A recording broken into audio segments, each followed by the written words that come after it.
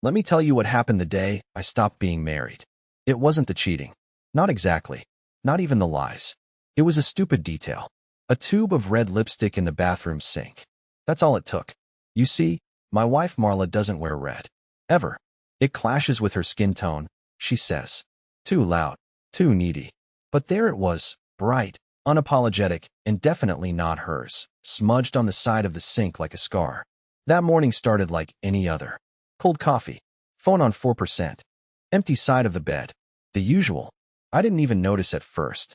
I was brushing my teeth, half awake, when I saw it. One swipe of lipstick, dragged across the porcelain, almost like a warning. I stood there for maybe a full minute, staring at it, toothbrush in mouth, heart doing something awful inside my chest. She came in behind me, still in her robe, and froze. Just for a second. A blink. But I caught it. The flicker of oh no in her eyes. Then she smiled. Oh, that's old. From last week. I found it in an old purse. Nice try, Marla. But I'm not an idiot. I cleaned that bathroom. Religiously. And that lipstick was wet. I didn't answer her. I just rinsed my mouth and said, I'm gonna be late. I grabbed my keys and left like nothing happened. But in the back of my mind, a thread had been pulled. And when threads pull, things unravel. That night, I reached out to hug her. Not a grand gesture. Just something simple. Honest. She pulled away, visibly disgusted, and muttered the sentence that still burns in my head like acid. Don't touch me. I'm not in the mood to play wife. So I stood there, blinked twice, and said, You won't have to anymore. I left. Quietly. Calmly. No door slamming. No shouting. Just the sound of my tires on wet asphalt. And that's when her call started. And didn't stop. After I left that night, I didn't go to a hotel. I didn't crash at a buddy's place. I drove aimlessly for over an hour. Just me, silence, and that sentence echoing in my skull like a broken fire alarm. I'm not in the mood to play wife. What does that even mean? The worst part is that I wasn't even angry. Not yet. I just felt numb. Like my own home had ejected me, and I didn't even fight back. I parked in front of an all-night diner around 2:13 a.m. and just sat there. Didn't even go inside. I stared at the neon open sign and tried to convince myself this was just a bad day. A weird phase. That maybe I'd overreacted. But then I remembered the lipstick. Still there in the sink. Still not hers. Still fresh. And the boots I'd seen under the bed 2 weeks ago. She said they were her cousins. Said he crashed with us one night while I was visiting my dad in Ohio. Problem is, Marla's only cousin is a girl. And she lives in Florida. That morning, I went back to the house. Not to move back in. Just to grab a few things. A charger, some documents, and, if I'm being honest, maybe catch her in something. I knocked. No answer. I still had my key. Inside, everything smelled like perfume.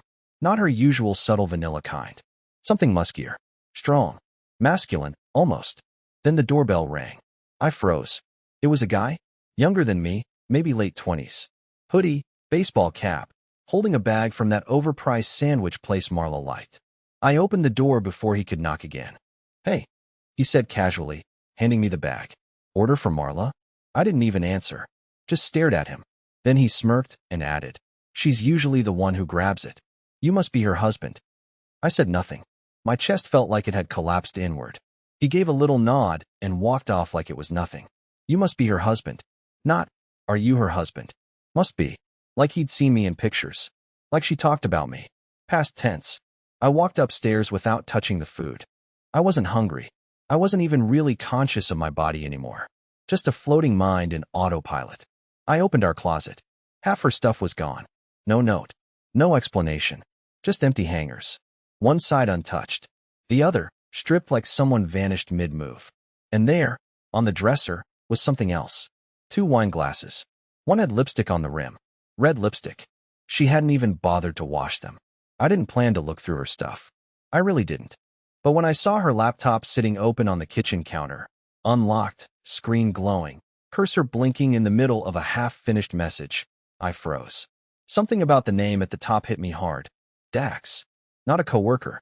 Not a friend I'd ever heard of. Just Dax. One word, like a label. The message read, Last night was crazy. Still can't believe you said that too. And then it cut off. My breath caught in my throat. I knew I shouldn't keep reading, but when someone kicks you out of your own life, you start looking for keys. Any key that fits. I clicked into the thread.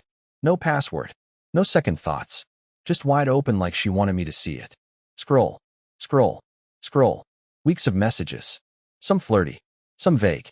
Some clearly written after nights together. My stomach turned as I read one from the previous Sunday. He doesn't suspect anything. He still thinks we're just tired from work. And Dax replied, "You're a great liar." Almost makes me jealous of him. I sat down, laptop still in my lap, hands shaking, heart nowhere near my chest anymore. It wasn't just the betrayal. It was how easy it all seemed for her. Casual. Effortless. Like I was the background character in her real life. The messages weren't even hidden. Not deleted. Not buried.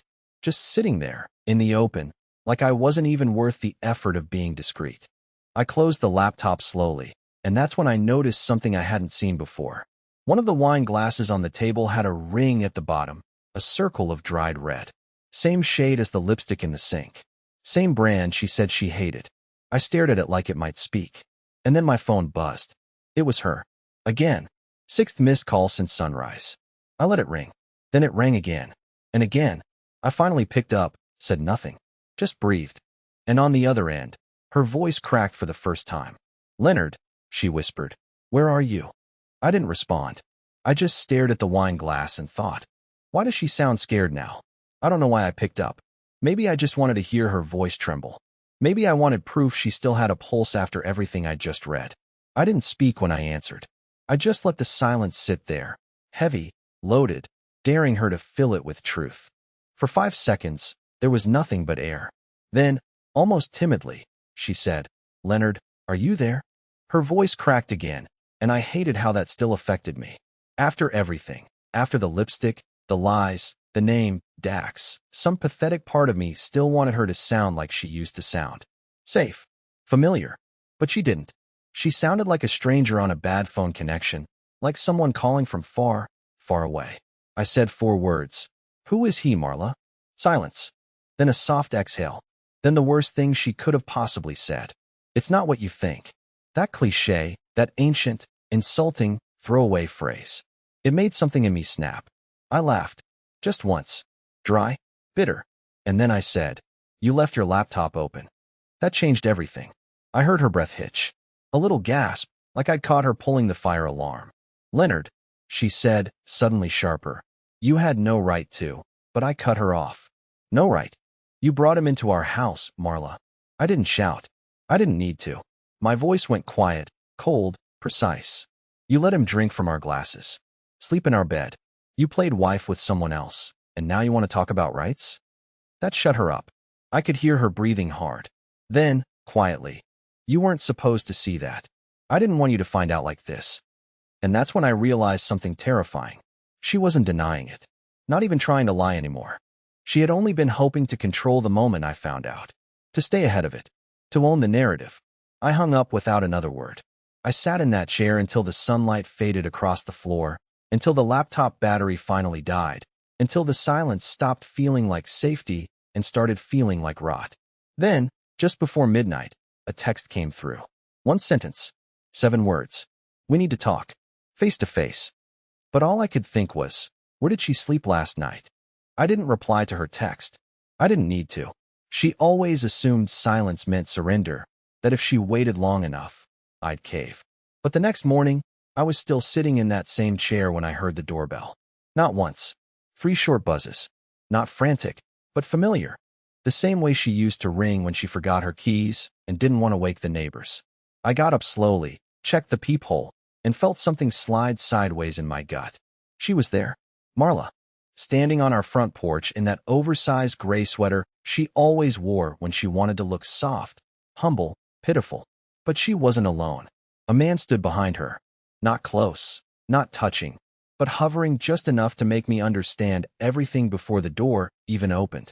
I didn't know his face, but I knew his name. Dax. She brought him here.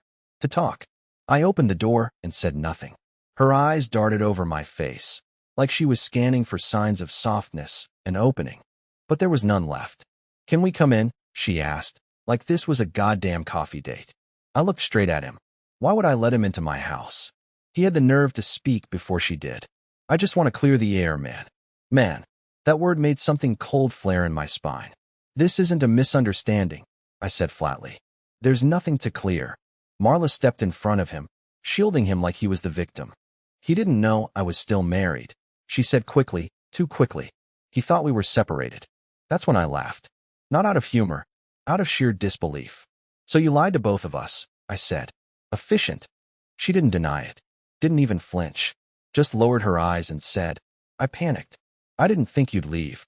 You always stayed, Leonard, even when you hated me. I should have slammed the door. I should have ended it right there. But instead, I stepped back and let her in. Just her, not him. I told him to wait in the car. He didn't argue. Maybe he saw something in my face. Something final. Something not worth testing. She walked in slowly, looking around like a stranger seeing a crime scene. You cleaned, she said, as if it was some tender gesture. No, I replied. I erased you. Her lips parted like she wanted to fight that, but couldn't find the words. She sat on the edge of the couch, but I didn't join her. I stayed standing, arms crossed, like a cop about to read charges. Tell me the truth, I said. All of it. No more theater. No more damage control. She looked up at me then, and for the first time since this began, I saw something real in her eyes. Not guilt. Not fear. Regret. It started 6 months ago, she whispered. The day after our anniversary. The day after our anniversary. That's when she said it started. I stood there, barely breathing, while Marla sat on our couch like she hadn't detonated our life with one sentence. I didn't mean for it to go that far, she said, her voice dry, mechanical, like she was reading a statement drafted by someone else. I thought it would be a distraction. A distraction. I blinked at her. From what? Her eyes flicked up at me, and then away again. From us. She said it like we were some broken appliance, a flat tire, a mild inconvenience she didn't have time to repair. She started explaining how it began. There was a conference. I remembered it. She said she'd be in Austin for 2 days. I even helped her pick out outfits. She met Dax there. He worked on one of the panels, gave a talk on design or branding or some other vague creative nonsense. They ended up at the same hotel bar after hours. Drinks. A conversation. A touch on the shoulder. I didn't even think it would happen, she said, like it was weather. Rain that caught her off guard. She swore it was just one night. But then they started texting. It made me feel something I hadn't felt in a long time, she said, like that made any of it better. She went on. Every detail dragged out like she was unburdening herself. But I didn't want her freedom. I wanted the past back, and she couldn't give that to me. She told me she saw him again 3 weeks later. Then again. Then it became routine. Days I thought she was working late. She was at his place. Even some weekends. She said he thought she was single. That I was her roommate or her ex. I don't know which lie she used when, but it doesn't matter. She lived 2 different lives, and I was just a prop in both. She started crying at one point. Not sobbing, just those silent, self-aware tears people produce when they're hoping you'll see them as tragic. I didn't stop loving you, she whispered. And I said, that's the worst part. Because if she had stopped loving me, at least there'd be a clean edge. A break. Something logical. But no. She claimed she still loved me while she let someone else into our bed, our wine glasses, our timeline. That's when I said it. Not to hurt her, but because it was the only sentence left. You didn't just cheat, Marla. You deleted me. She didn't argue. She just nodded once and wiped her face with her sleeve. Outside, I could see Dax still sitting in his car, engine running. He hadn't looked up once. He still doesn't know the whole truth, she said. Then maybe, I said, you two deserve each other. She opened her mouth to respond, and that's when the doorbell rang again. Only this time, it wasn't Dax. I thought it would be Dax. Maybe he got tired of waiting in his car like a scared teenager and decided to check in on her. Maybe he wanted to swing his weight around. Try to mark territory that wasn't his to begin with. But when I opened the door, it wasn't Dax. It wasn't anyone I recognized. This man was older, mid-50s, bald, stocky, eyes like dark glass. He didn't smile. Didn't blink much either. He looked past me and said, Is Marla here? I didn't move. Who's asking? I said, though I already knew the answer wasn't going to be good. He reached into his coat, pulled out a small leather badge wallet, and flashed it. Private investigator. My stomach turned, not from fear, but confusion. He looked me in the eye and said, I've been looking for her for 6 weeks.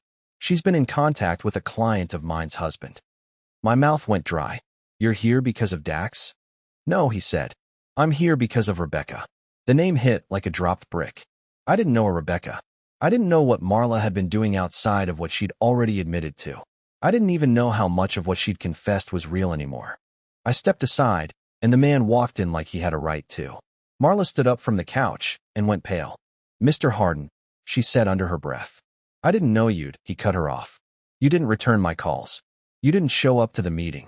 You didn't explain why your name was on hotel records with 3 different men over 8 months. And now I find you here, playing house with a husband who apparently didn't even know you were under surveillance. My head started spinning. Surveillance? Hotel records? 3 men? I turned to Marla, and for the first time in our entire marriage, she couldn't look at me. Not even a glance. Mr. Harden set a folder down on the table like it was a funeral program. Photos. Dates. Names. One of the names wasn't Dax. The others were complete strangers. She's not who you think she is, the man said to me, not unkindly, just tired. My client's lawyer will follow up. Have a good afternoon. And then he left, no drama, no threats. Just vanished back into the storm he'd walked out of. I stood there for a long time. Then I turned to her. Tell me everything, I said. She shook her head. You don't want to know. Try me. She took a breath, and when she spoke again, her voice wasn't shaky. It wasn't guilty. It was dead flat. I didn't just cheat on you, Leonard. I ran 2 lives. One with you. One I never told you about. And now, they've both collapsed. She sat there waiting for me to yell. To break something. To fall apart. But I didn't. Not this time. I just stood in the middle of the room and looked around like it wasn't mine anymore. Maybe it never really had been. Marla whispered something about being sorry again, but the words didn't land. Not anymore.